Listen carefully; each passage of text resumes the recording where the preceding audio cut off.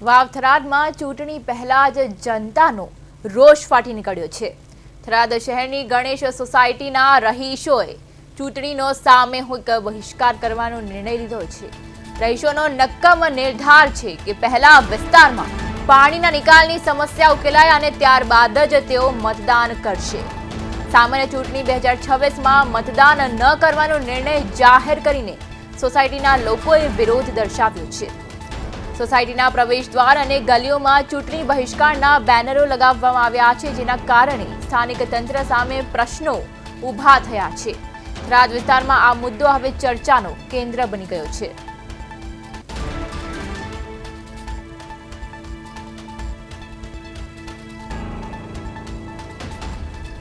તો થરાદમાં મતદાનનો બહિષ્કાર કરવાનો નિર્ણય લેવામાં આવ્યો છે। પાણીનો ઉકેલ ન આવતા નિર્ણય લેવામાં આવ્યો છે। ગણેશ સોસાયટીના રહીશોએ ચીમકી ઉચ્ચારી છે કે પાણી નિકાલની સમસ્યાને લઈને બહિષ્કારનો નિર્ણય લેવામાં આવ્યો છે। સોસાયટીમાં મતદાનના બહિષ્કારના બેનરો પણ લગાવવામાં આવ્યા છે। સમસ્યા ઉકેલાય ત્યારે જ મતદાન કરીશું તેવું સ્થાનિક લોકોનું કહેવું છે। વાવ થરાદમાં પાણીનો ઉકેલ ન આવતા મતદાનનો બહિષ્કાર કરવાનો નિર્ણય ગણેશ સોસાયટીના રહીશોએ લીધો છે। તેમણે ચીમકી ઉચ્ચારી છે કે જો પાણીની સમસ્યાનો ઉકેલ નહીં આવે તો મતદાન નહીં કરીએ।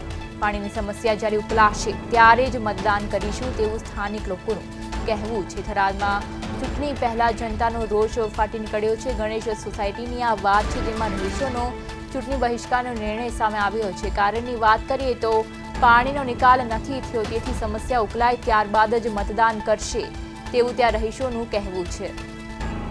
આજ સાથે આપણા સંવાદદાતા ભીખાભાઈ પરમાર આપણી સાથે જોડાઈ ગયા છે। જી ભીખાભાઈ, થરાદમાં ચૂંટણી પહેલા જે જનતાનો રોષ ફાટી નીકળ્યો છે ગણેશ સોસાયટીમાં, તે અંગે શું છે સમગ્ર વિગત?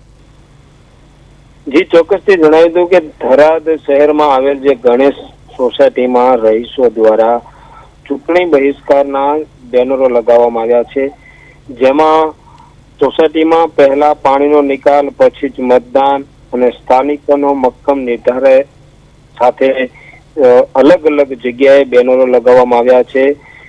સોસાયટીના પ્રવેશદ્વાર અને જેમની ગલીઓ પડે છે ત્યાં પણ ચૂંટણી બહિષ્કારના બેનરો લગાવ્યા છે। જી ભીખાભાઈ, સમગ્ર માહિતી બદલ આપનો આભાર।